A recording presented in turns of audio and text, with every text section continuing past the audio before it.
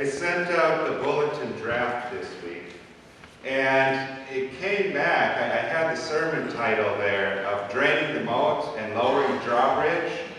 And a note came back, did you mean moat instead of moat? Did you mean M-O-A-T instead of M-O-T-E? And I wrote back, yeah, I did see that error. There must have been something in my eye.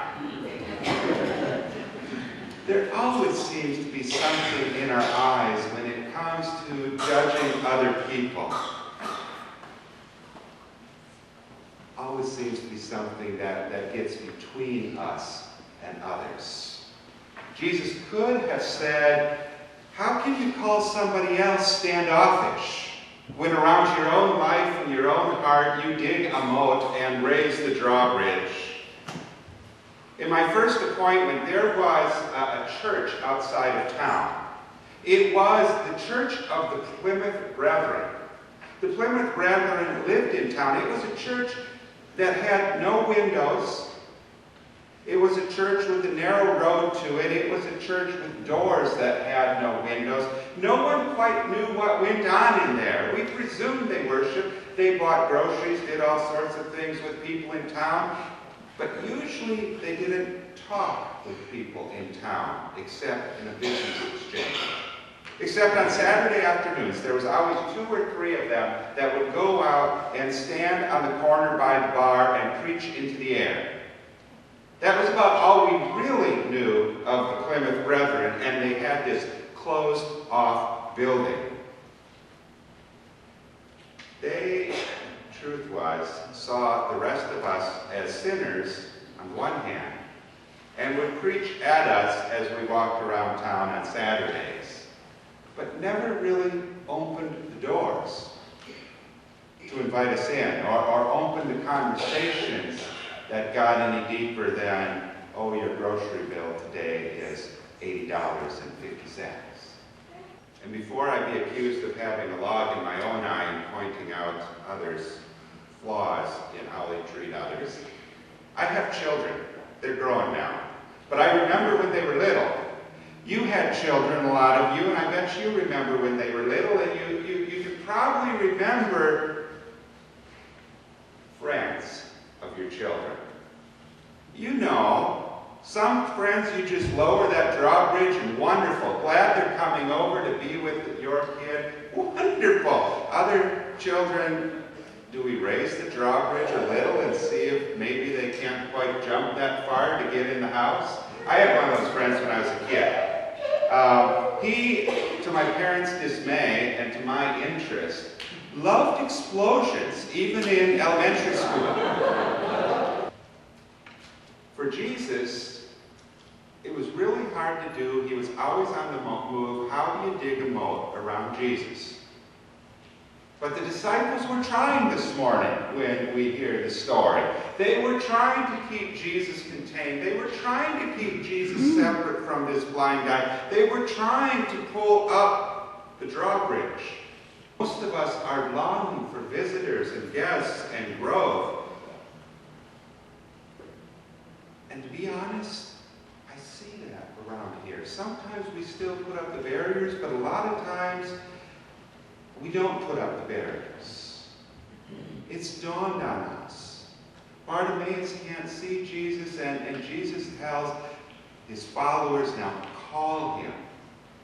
It's dawned on us that we are about calling others near. The prayer shawl group recently has given a couple prayer shawls, again, to those who are outside of this congregation, just whose needs they heard about and thought they could feel a warm, loving embrace. Let's try and do something to let them know they're cared for. In a couple of weeks, you'll see 4 trees going down around the church. They aren't evil trees. One of them might be a sick tree. They're beautiful trees, but we don't grow trees here. We're trying to grow people and their relationships with God. So 1 tree on each side of our sign out by the road, out by 12th, will be taken down so that sign is visible for people who don't know we're here. as they're going 30 miles an hour by, and they'll be able to say, oh, that's a church. And then there's a couple signs or trees that will be taken down right out by the entrance this direction. One is a birch tree that is a little sick anyway, and the other is an evergreen tree, just so folks can see the church. And there's the doors, and here's the way in. Not because people are foolish and can't find doors, but because we are trying to do everything we can to encourage rather than discourage. To show where the door is, to have the door seem open and welcoming. Yesterday, if you came to the Fall Festival, you probably came one of the ways where there were signs. One was bright yellow with purple letters out there, and they were saying, here's a church. And it has something happening, and guess what? We expect people who don't know what's happening to be there. You're welcome. It's not just for the people who are part of the church who saw it in the newsletter. And then when people came to the event, right there at the first place, country stores, this wonderful message. Nothing's marked.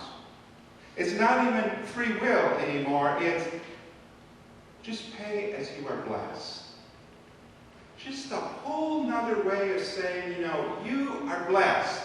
You might be feeling blessed just a little today, you might be feeling blessed a lot, but you are blessed. And we aren't expecting anything of you. If you want an item, it's about, just think of it as your relationship with God. You're trying to serve God here. Pay as you're blessed. That's a powerful theological statement. I've entitled today's message, Lower the Drawbridge.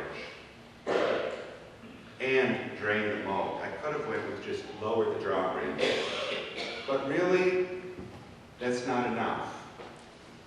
It's not enough. We need to go above and beyond. We need to be doing things like this summer's outdoor Tuesday events for kids.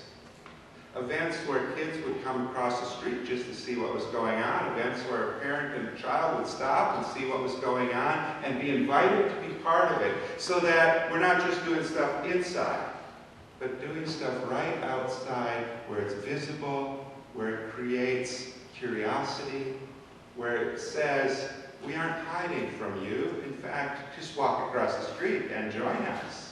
Especially if we wave and such. In fact, at the carnival we had this fall, it was so cool to see. One family came over, they participated a bit, and they said, well, to me anyway, one did, do you mind if we go invite someone else? It's like, yeah, please do, go ahead, it's for the neighborhood.